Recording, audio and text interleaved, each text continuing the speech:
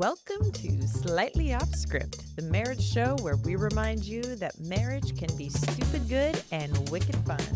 I'm one of your hosts, Bethany Needham, here with my snow day buddy, Andy Needham.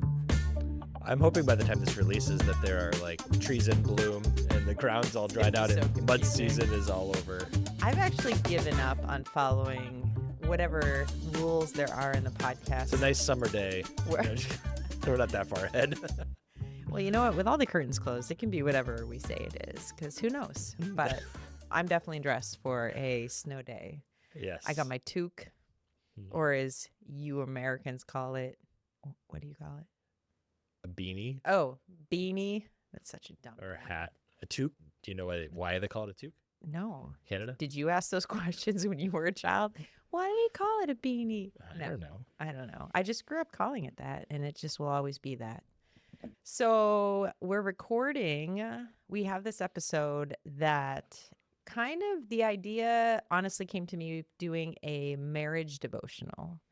So I've been doing this marriage devotional in the mornings, which It's a devotional that focuses on marriage. You're not like worshiping marriage. Oh, yeah. I think everybody understood that, but I just wanted to make sure. You just wanted to make it sound like, okay, yeah. That's fair. But no, they were talking about this idea of differences and in relationships, how oftentimes, especially in relationships, I'm talking like when you meet, dating early on, the differences are one of the things that can draw us to one another.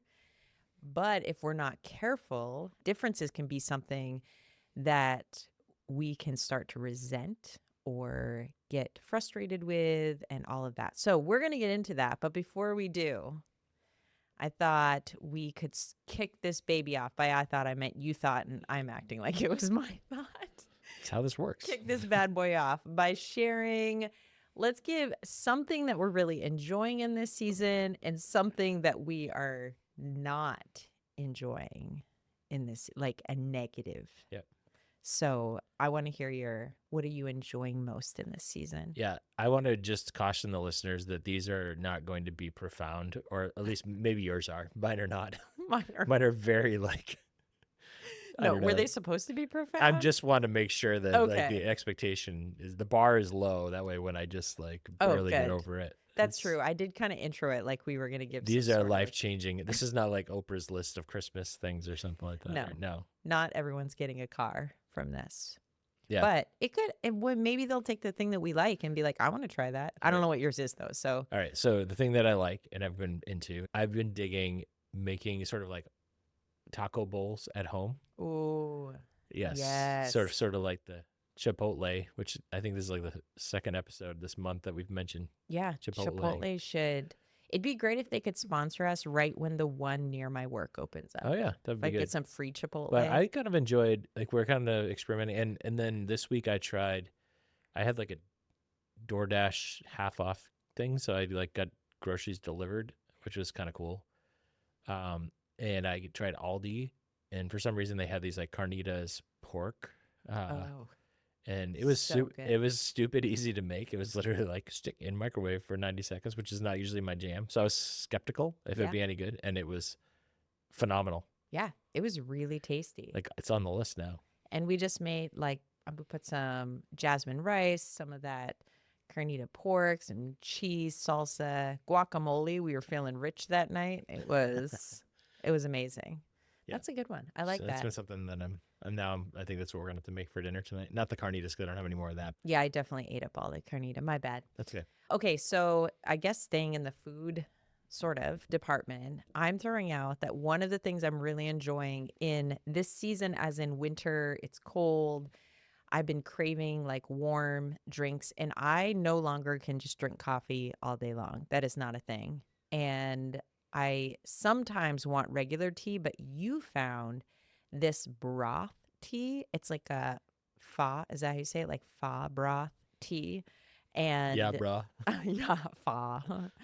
I can't. I'm not going to.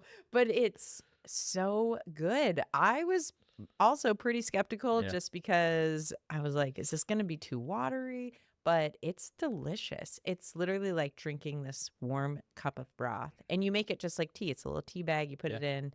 So I'm really enjoying that. That was one of those things that I think you were in the throes of the flu, and I was just like trying to pick up things like kind of a care package, and I was like, oh, this looks interesting. Yeah. So No, that was that's a a win. winner. That was a All win. right. I have another one though. That you kind of we're gonna stay on the food thing, but you have kind of helped me orient towards different like ways to get protein. So you really like the protein yogurts and like different protein shakes. I'm a little bit like I can do a protein shake, but I'm not my favorite thing. Yeah. However, barbells of Oh protein my bars. word. So Yes. I've tried a lot of protein bars that you have, and like some of them you just kind of like sort of like taking a vitamin. You're like, I'm just Hmm. doing this like it sort of tastes like chocolate, like Chalk. chocolate, I was gonna say very chalky chalky chocolate. chocolate. Yeah.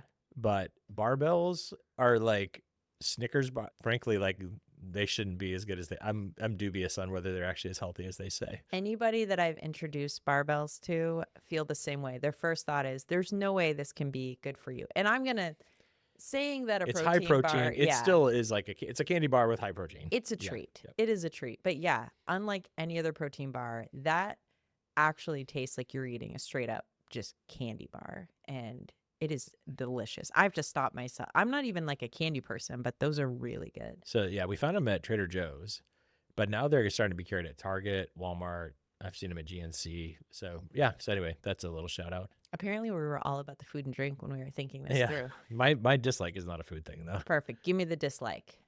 Long movies. Lo- You were out yesterday running some errands, and I watched a movie, and it was like right in the genre of things I would like sort of like a crime thriller kind of Yep. movie.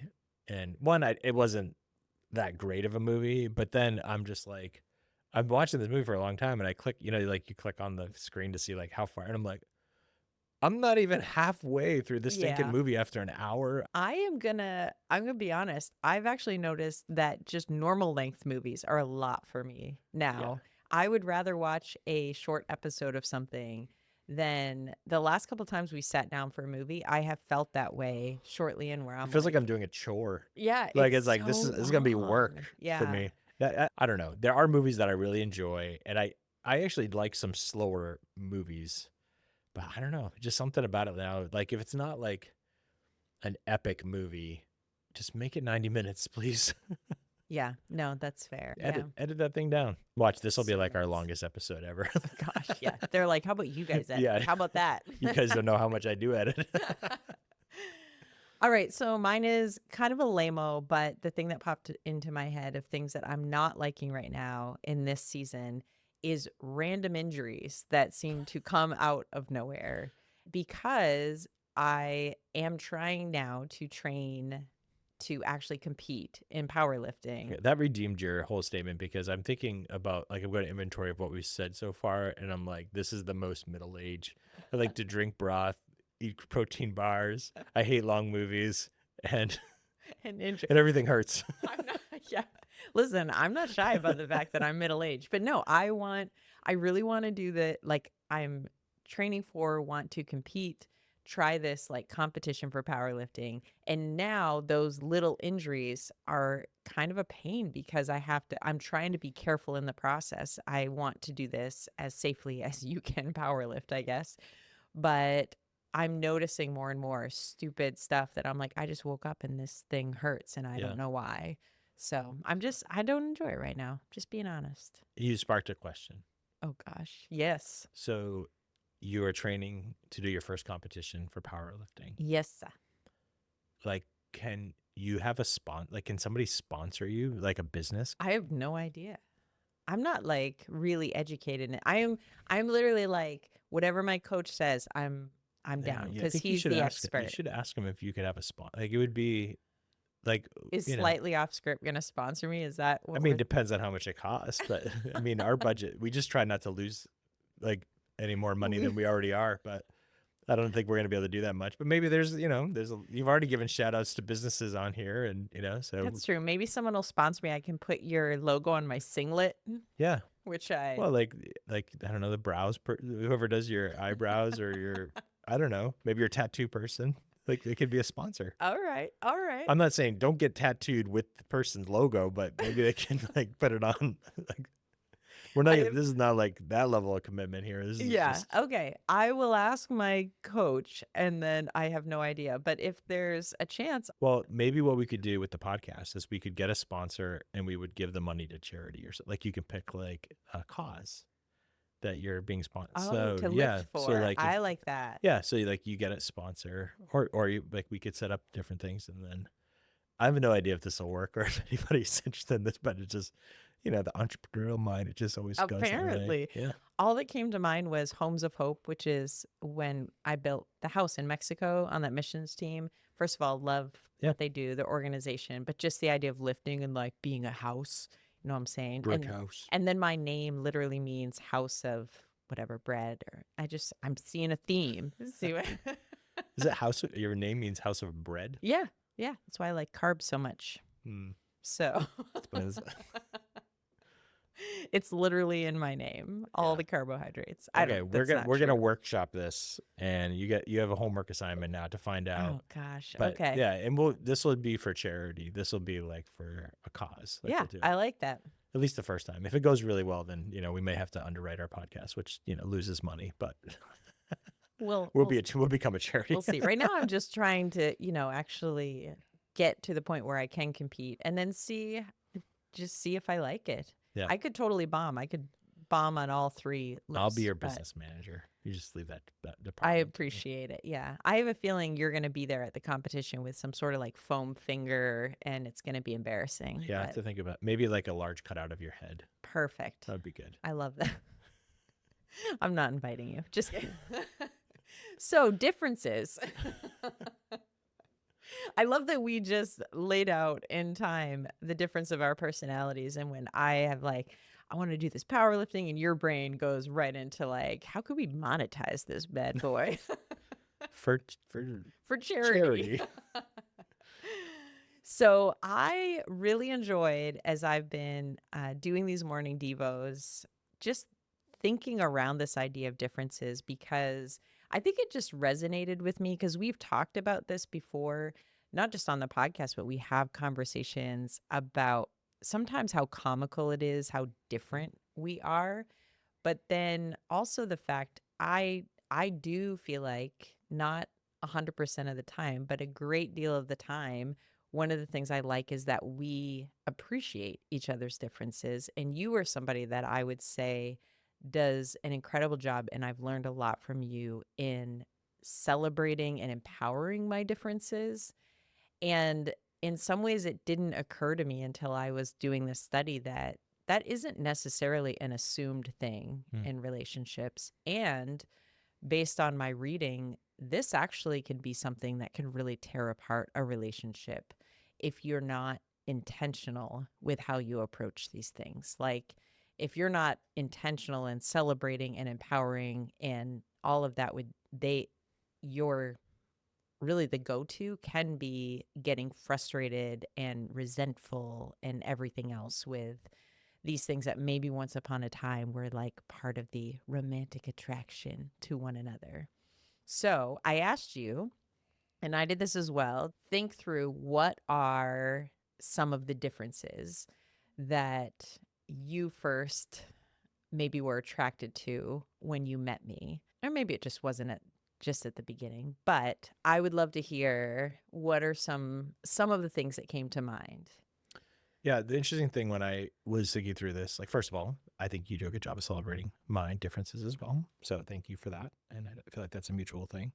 I think that part of when I started to process this, I realized is that some of it is like things that I have to do through discipline or I've had to learn to do that come naturally to you. Hmm. Because it's not an excuse. Like, so I'll just say like the first one that I wrote down was that you have natural empathy and high EQ. Now, that doesn't mean like a difference is Andy has no empathy and no EQ. I hope not anyway. No, not at all. But I do think that it has been something that I've more had to see as like a area of development for myself because I can be very task focused. But for you, like being people focused, that is like your starting point. That's your why. The why is super clear for you from the beginning. I think it showed up a lot in our parenting. That's where we had to really be a team because there are times when I had to kind of be like, I know that you're a bleeding heart here, but we do need to hold the line on X, Y, and Z. And then there were other times when I just really needed your perspective on things. And so, yeah, so I would say the first thing is just you're very natural at like connecting with people and like seeing. I think it's a beautiful thing about the work that you do now, where you're interacting with people who have been in the grip of addiction, who often are overlooked and not appreciated. So yeah, that would be the first one I would mention. Does that Mhm. does that feel like it fits? It feels weird to say like, yeah, I'm definitely empathetic and high EQ, but no, I appreciate that observation. It's interesting because I don't see that as a deficit that you have. I feel like um, you definitely have higher EQ than I think you give yourself credit for. So So, the only area that I can think of that's a shadow side to this, and I think that you have grown miles in this. Like there was a time not too long ago where you sent me a text message and we're like, "Hey, could we have this person come stay with us for a few days?"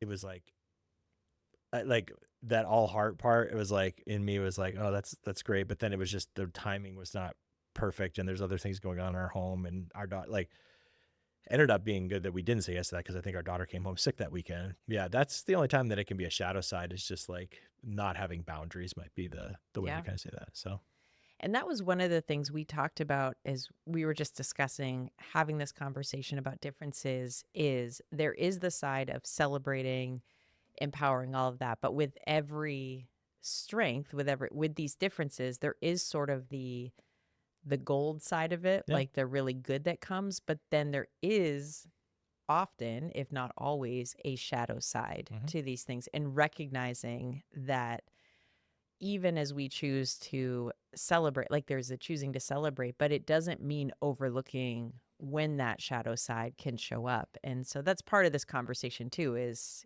yes, there's good, but then what does that look yeah. like? Well, in that situation, it's a good example though too because I could have just been like, "That's a dumb idea." That would have been that. In some ways, that was my instinct. But when I wrote you back, I was just like, "Well, I think we need to have a conversation about this." And then by the time that conversation came, it had actually resolved itself anyway, so it was not a big deal. Yeah. Yeah. So, yep. So for you, the thing that came up immediately, and I met you, you were my boss, and you were young in leadership in full time ministry. And I just remember being so attracted to kind of your organizational side of just leadership. And you just had it together. I was like, In some areas. what? But no, you were very, very organized. And again, this is what I observed. And this has been true of you. Very different than my personality. I mean, I just think about when I met you, I'm pretty sure I had pink streaks in my hair and I was kind of the Yeah. crazy wild. And you were just very kind of steady together that, and I was drawn to that, drawn to sort of that stability factor. And is this ring true for you? Be honest. I mean, my t-shirts might be color coordinated in the closet. There we go. And And I we get really upset when you take one of my t-shirts. I don't mind you borrowing my shirts, but if you leave that black hanger, I'm going to tell you. yeah, he's not lying. But then so then we talked about this sort of the celebration of that, right? Like Yeah. there's real beauty and you bring and have brought so much stability to sort of my wired for chaos. And the fact that today I have any level of organization, I attribute to honestly what I have learned from you. And that's kind of that, not just the celebration. And you mentioned it, like it wasn't me just being like, well, he's organized and I'm just not. But it was actually being open and willing to learn and grow in that. That's been a huge part of appreciating that difference. But then there's also the shadow side that there No. is. Are you kidding? I know. But the shadow side I listed as when it becomes perfectionism. hmm And that's been something that we've had to walk through times when it was beyond just being organized and holding standards that just were not realistic. And so, yeah, some of walking in this journey of differences, that difference specifically for us has been my learning when are the times that I need to put my own ego aside or whatever. Sometimes it's just laziness, if we're being honest. My own laziness aside and embrace and utilize your organizational skills, the systems that you put into place that work awesome, like in our home and our family. And then when are the times when, if it is sort of crossing into that shadow side, that I need to stop and be willing to advocate for, hey, I love you. I appreciate your organization, but this is like Yeah. we've crossed over. I think that the space where this gets gray for me, and this is where like I think I still often struggle to figure out how to navigate, is like I just like staying on top of things around the house like all the time, like probably to the point of annoying you at times, but like let's not leave the laundry in the washer. Like if the dishwasher is full, run it. Like just those kind of things. Like I'm just always, and I think it's my personality. I've also worked from home for over a decade, so like I sort of have this cadence of, well, if you just chip away at these things, then at the end of the day, you don't have to like fold tons of laundry. You can just do that at your lunch break or whatever. Now, where that gets to a rub is that your awareness in those spaces is not as high. And sometimes I hold you to this. I mean, this is what perfectionism is that I hold you to the standard that unrealistic standard that I might hold myself to. I've had to learn there are times when it needs to be a conversation that's just like, hey, could you help me do this? There are other times when it needs to be like, hey, I'm just noticing that you're not noticing. And could you just be a little bit more aware of X, Y, and Z? And try to, I think having realistic expectations is something that I strive for in that. But there are times when I kind of have to be like, hey, could you just be a little bit kind of tuned into this? Is Yeah. that good? Yeah. I sense when we're in our healthiest sort of rhythms in this, that a little bit of all of that exists, to be honest. Like there are times when I do feel like I'm attentive because I do notice those Yes. things. Yep. Like I joke about it, but if you travel, which you don't do as much anymore, but if you travel for multiple days, the house runs differently because we're Yeah. wired Yep. differently. I That's am fine. not sort of the stay on top. But when you're home and I sort of more notice in a healthier way noticing, then I do try and sort of follow those rhythms, like grab the laundry, like laundry every day, all of these things. But then in those times when it's busy, and it could just be work, it could be my just being Yeah. ADHD and not noticing, but I actually have come to appreciate when you're just like, "Hey, can you help me? Yep. Can you help me fold the laundry?" Or the conversations, even though they're harder to have been in a healthy place of you just saying, "Hey, it would mean a lot if you would I just need you to notice more, like, I'm feeling this weight that I'm the only one paying attention," and I actually feel like you have done a really good job of lovingly addressing those things that has been I'm, again, helpful to my personality. Yeah. I don't know who has said it first, but I think it's a brilliant statement is that unarticulated expectations or unspoken expectations are premeditated disappointments. Hmm. Ooh, that's So good. like if you are like and I know like that rings so true for me because like in my mind I'm like trying to almost like brainwave you like, oh, notice the thing, like don't you Yeah. know? And that's a premeditated disappointment because like that's an unrealistic expectation of the other person based on one, you not articulating it, two, the differences that we have. Yeah. No, absolutely. All right. So my empathy, EQ, your organized, put Yeah. together. Anything else I have two. I that have two more. Oh, I So love it. yeah. Bring So it. the second one, and this is something that I recognized about you from when I first met you, high level of adventure and Yeah, yeah. often very open to spontaneity. Mm. Like we'll just go with it. We'll figure it out. I'm not a fearful person, but I am definitely someone who wants to go in with a plan. Yep. And I've gotten better if the plan doesn't go the way I want to. But you're kind of like everything's figure outable. Let's just go for it. I actually love that that's on your list because on mine is that you are a planner. So Oh I yeah. like that we're literally hitting those same things. So let's talk through how does that show up? Like how do we actually balance those things? Huh. It's a good question. I mean, I think we definitely figured it out with like with travel. I think we actually have a great cadence. Like when we go on the road and stuff like that. I think a lot of our vacations have been really fun because we kind of create space for each other in that. Mhm. It's like, okay, we're gonna go in with a plan, but it might be different. And there's been times and we have jokes about it where I'm like, all right, I know I'm the planner, but today you're planning today, and that kind of stuff. So we just talk about it. I don't know. What do you think? I'm not having like a great epiphany there at the front. You're like, get something on the tip of your tongue here. You're ready to go. No, I was just thinking through, I think a couple of things that I've noticed that have been how these things have come together in a way of appreciating both of our wirings. I think that I've come to appreciate that when you plan adventures, it does not take the thrill out of it that it's not spontaneous. Like Mm, in some ways, I think I idolize spontaneity. Like if it's not spontaneous, it's not romantic, or yeah. if it's not spontaneous, it's not an adventure. But actually, when you're able to plan, you plan the best adventures.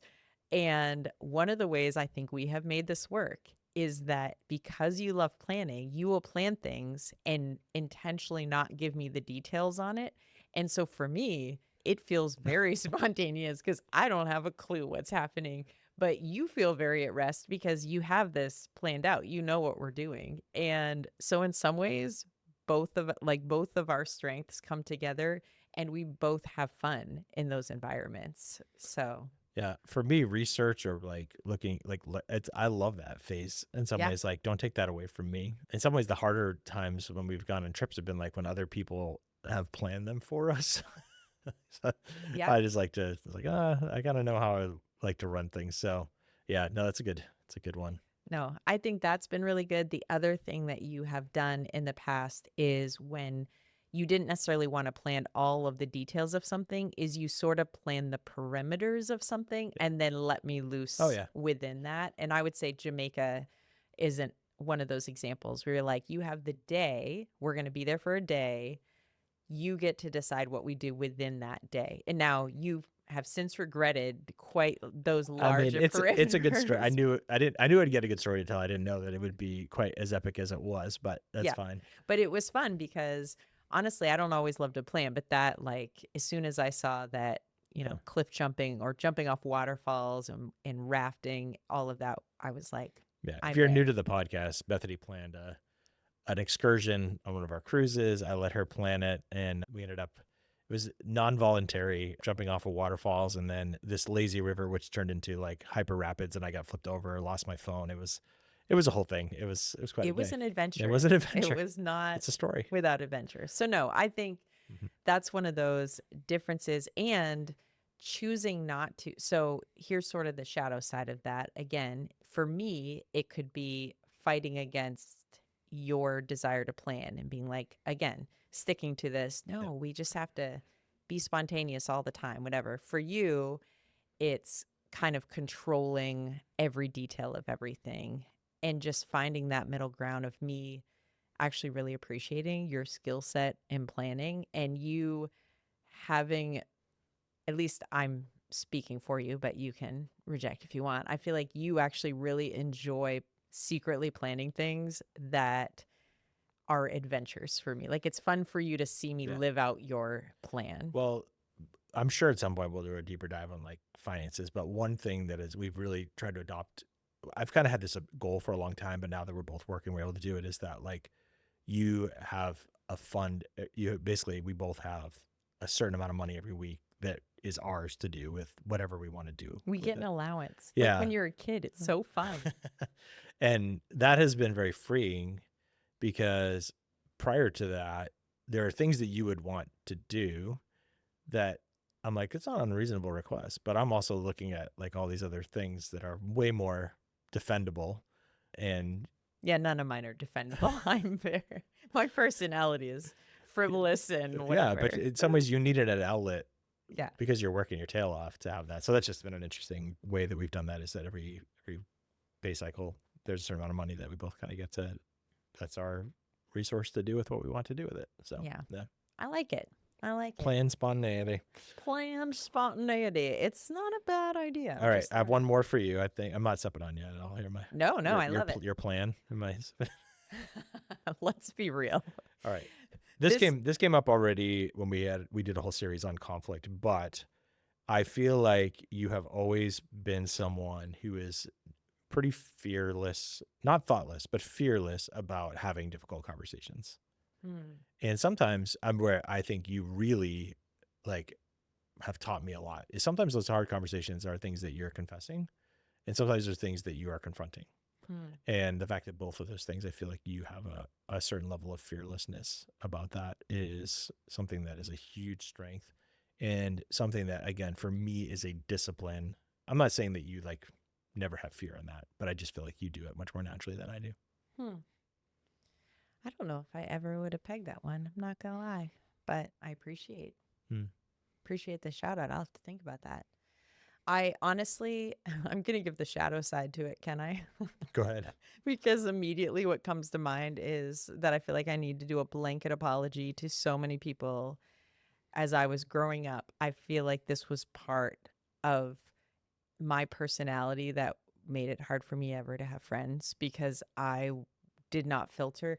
I was that kid that would confront kids at an age where nobody was confronting their friends. Yeah. And with no tact or grace or love, I have so many horrifically embarrassing memories in my brain that flood of me confronting my friends about things as a kid. That was just, it's so awkward to think back. So in some ways I'm grateful hearing you say that because I'm like, maybe God's I redeeming think it that is. awkward I quality. think so for sure. Yeah, I don't know why I was that way as a kid, but Well, just yeah. because you're like naturally drawn to it doesn't mean that you always do it right. Yeah. Like, Well, let me tell you, as a kid, I think I rarely no, did it right, but it was weird. It was a weird trait when you're 12 and 13 and your friends, they're all just doing their thing. And you're the one that's like, why are you doing that? You're being an idiot. Like yeah. yeah, it didn't make me cool. I was not a cool kid. That's a big part of it. I'm sorry, anyone. No one listens. Yeah. I think that this has been one of the things, though, that has helped us having young adult children to be able to, like, you've really, I feel like, provided a lot of leadership in how to navigate these years of adolescence where your kids are making big decisions on, where to go to school and how much money to spend and relationships and all those things, where, like, we've been able to maintain a real strong level of relationship with our kids. And I think that part of it is that they have seen throughout the faithfulness of your walk with Jesus, but also your willingness to be able to talk about things that are not Hmm. easy to talk about. So yeah, I appreciate that about you. I think somewhat what's always been in my head is this idea. I feel this a lot if I'm in rooms with people that there's something that's not being said. And my brain always thinks, even if we say it, like, let's just get it out there and we can deal with Mm. whatever it is. But to me, I feel like I've seen way more damage done by not saying things that should have been said than by people who say things wrong. I don't know.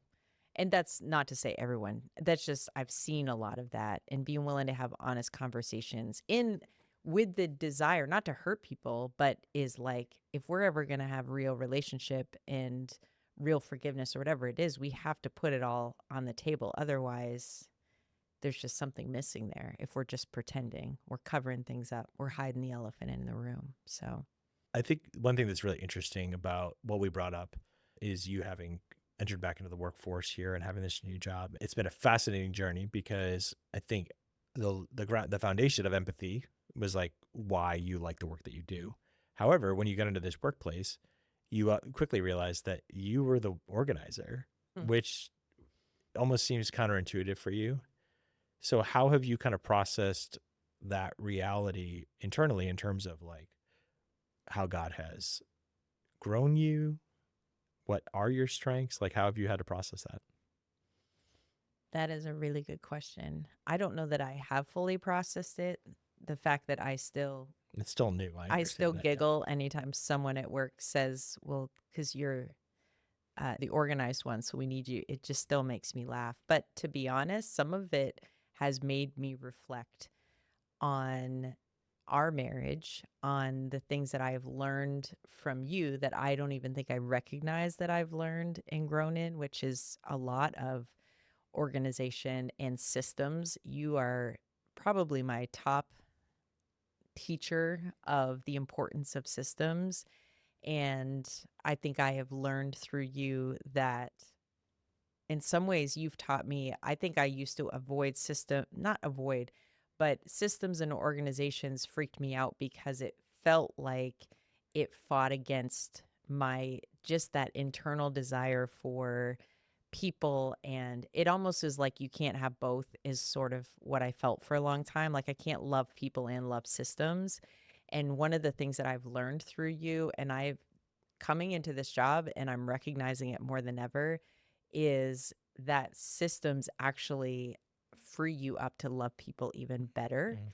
And it gives you more bandwidth to reach more people. And there's so much that I didn't recognize that I have grown and learned until now I'm put in this position where I have to implement those things. Like I couldn't do this job if I wasn't implementing systems. And so, yeah, it's been kind of a comical thing because it still makes me laugh, but not that you were like searching for a compliment, but I'm just throwing in. That was not I the point know, of this. but truthfully, it's me. I think all the time I'm like, it's funny because I often am like, man, you should meet my husband. I've thought often that you and my job, like you could do this 10 times better in terms of systems.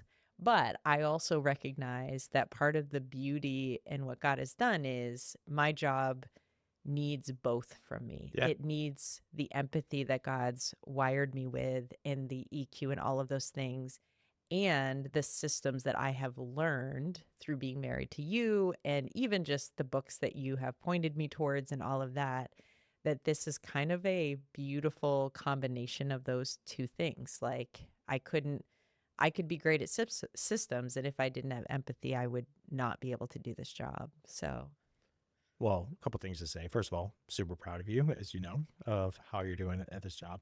The second thing is, though, I think part of what I had to learn, like if you have a strength that kind of like when something comes naturally, like I remember in high school, I had a physics teacher who was brilliant, but could not teach because everything came so naturally to them mm, that they didn't understand how to. And for me, I've had to kind of unlearn some things to be able to help other people in these areas. And a lot of what I've come to is so simple. Like, it's like, why would you not realize this? But I have been much more careful this last decade when mentoring, coaching, and even with you to be able to be like, here's some ideas of ways to solve this, but you need to figure out what's going to work for you. Like you need to have a way to keep track of your tasks. I can show you how I do that, but I don't think that if you're not wired like me, this is actually going to be a straitjacket, and that's good where systems can be. So I think somebody I talked to one time talked about how a very entrepreneurial church that's multi-site, and they said we have to build human systems. They just mm, talked about that, and so because if it only works for one person, and even in your environment, like when you're leading a team of people, you have to try to think about what's going to work, not just best for me, but what's going to work best for this team and what people actually will do. Which yeah. so, and you've gotten really good at that because you are trying to think about not just how to solve the problem, but how to solve the problem in a way that works for everybody there. So that's just a really, really interesting thing. Yeah, and I think the encouragement too, as a married couple, to allow yourself space to grow in the areas that you see as strengths in your spouse that you may think of as this is just not how I'm wired. I do think part of marriage is God brings people, like they bring us together, and for me, a lot of this growth that has come through being married to you has been choosing that growth versus just being perpetually annoyed and frustrated that, oh my gosh, because honestly, that could be part of it. Is Yeah. I could every single day just get annoyed that why do we have to put laundry in every single day? Just whatever it is, to just for it to become an annoyance versus choosing this appreciation of Mm. I go to work every day and I come home to fold laundry because you have literally put the laundry through each day. I literally never wake up in the morning unless you're traveling for multiple days and wonder, do I have gym clothes clean? Do I have work clothes clean? Like there's always that sort of positive side, but choosing to sort of press into that and to be willing again to grow in that. Like for Mm. me, it's Yep. working within your systems has helped me to appreciate and grow in even how I create things like that. I'd color it with one last statement here is that part of how you enjoy each other's differences is being the humility to say, this doesn't matter as much to me as it does for you, but because it matters to you, I'm going to really work hard at it. Yeah. And there are things that we both have had to, again, I don't think these are huge sacrifices, but like, hey, you're invited to my Christmas party for my workplace. Honestly, like that's not something for me that I'm like, wow, I just really hope that I get to go and meet Bethany's coworkers. But I was like, there is a value there. And then second, it's like, no, I need to show up in this space because this matters to Bethany. And so I think that with a lot of our differences, it's that showing of deference. Like you said, like, okay, it doesn't matter. I'm not going to lose any sleep if the laundry's not done.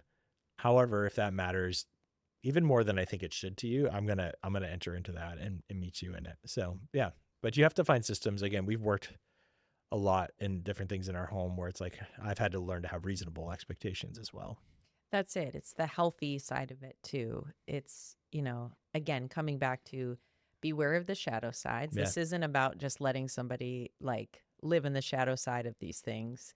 However, also pressing into celebrating the strength in these things that are different from who we are. Like you have a lot of things that you are incredible at that are just, like you said, some of them I just don't hold the same value, but some of them just not only don't come naturally to me, but are very difficult for me. And so being able to appreciate those and what they bring, because we wouldn't be who we are in this home and everything else without what both of us bring to the table. Absolutely. Yeah. So, yeah. I love you and all your differences. I appreciate you. This is such a sappy. I also love that this is the one that you're like, I'm just going to let you roll with it. And it's so much more my personality of like, no outline. We're just kind of free conversation. And it's different, but it also, that's who we are. We'll see how it is once I get done editing. I do feel bad. I was like, but you still have to edit it. But it's fine. It's fine.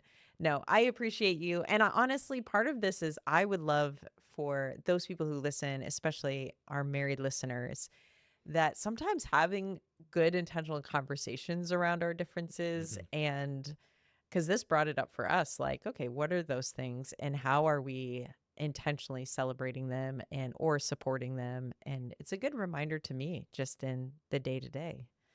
Fold the laundry, things like that. Speaking of which, just kidding.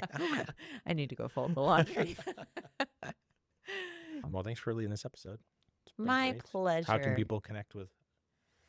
Oh, they can follow us on the socials. We love for anytime you share, it's helpful for us because you know people we don't know. That really is, with a podcast, that's the only way it really grows, is people share with other people. Yeah. So if there's an episode that made a difference to you, share with someone from your small group or something like that. That's really how this happens. I'm giving our friend Jeremy like triple bonus points on the share because he shared even like had a clip of the podcast. Like he kind of went all out. So mad shout out to Jeremy, which would be hilarious if he then clipped this one. And I don't have to pay to hang out with Jeremy, just his wife.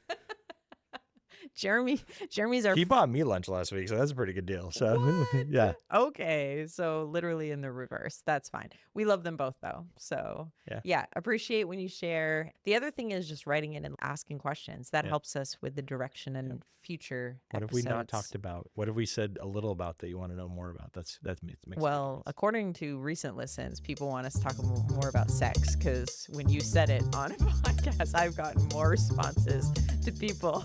Nobody wrote me about that. That's really like, wild. Andy said sex on the internet? Yeah, because different in personality. If I had said it, they'd be like, yeah, not surprised. But you said it, and they were like, what is happening? Yeah, we've debated. We will do some talk about that. It's just a matter of like, how do we do that internet appropriately? Yeah. Yeah, so I won't be leaving that one. All right. Well, thanks so much for listening, everybody. Thanks for listening. Bye.